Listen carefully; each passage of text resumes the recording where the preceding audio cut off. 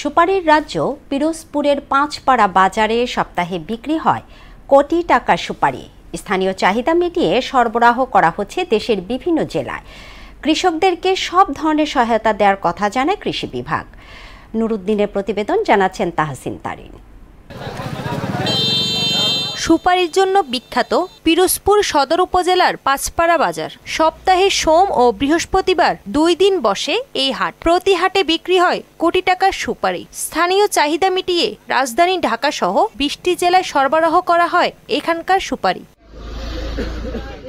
চলতি মৌসুমে সুপারির ফলন বেশি হওয়ায় কৃষকের মুখে ফুটেছে হাসি। পাশাপাশি দাম নিয়ে সংখ্যায় রয়েছেন তারা। সপ্তাহে যে হাটে সুপারি বিক্রি করা হয় প্রায় 1 কোটি টাকার মতো প্রতি সপ্তাহে সুপারি বিক্রি করা হয়। বর্তমান যে দাম আছে কাঠির সে তুলনায় পাকার দাম কম।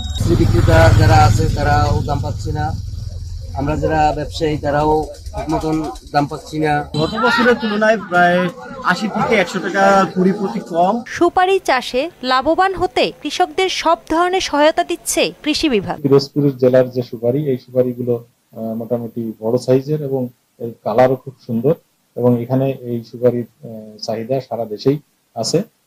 এই সুপারি বিক্রি করে এখানকার কৃষকরা লাভবান হয় এবং সুপারি সারা দেশেই এর প্রচলন আছে। পিরোজপুরে এবছর প্রায় 4600 হেক্টর জমিতে সুপারি চাষ হয়েছে, যার বাজার মূল্য প্রায় 425 কোটি টাকা।